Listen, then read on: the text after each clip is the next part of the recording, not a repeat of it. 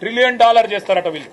Trillion dollar అంటే ఎన్ని సున్నాలు ఉన్నాయో కూడా వీళ్ళకి తెలియదు. కానీ ట్రిలియన్ డాలర్ ఎవరో చెప్పినరు, వీళ్ళు చదివినరు తప్ప వీళ్లకు ఉన్నదాన్నే కాపాడే పరిస్థితి లేదు.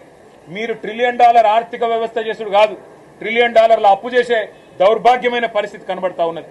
కేసీఆర్ ప్రభుత్వం 10 ఏళ్లలో 4,17,000 కోట్ల రూపాయల అప్పు చేస్తే ఆ రోజు కారు కూతలు కూసింది కాంగ్రెస్ పార్టీ. ఈ రోజు ఒక సంవత్సరంలోనే ఒక్క సంవత్సరంలో 1,60,000 కోట్ల అప్పు చేసింది కాంగ్రెస్ ప్రభుత్వం. ఇది వాస్తవం అని చెప్పి ముఖ్యమంత్రి గారే అసెంబ్లీలో ఒప్పుకున్నారు. ఇంకా వీళ్ళ అటర్ ఫ్లాప్ మోడల్ అట దేశానికి ఆదర్శమట. నిజంగా చెప్పాలంటే ఇది దేశానికే సిగ్గుచేటైన పాలన, 20% కమిషన్ పాలన అనేది స్పష్టంగా అర్థమవుతా ఉంది. ఈ బడ్జెట్ ఒక మాటలో తేల్చి చెప్పాలంటే ఇది పేద ప్రజల కష్టాలు తీర్చే బడ్జెట్ కాదు.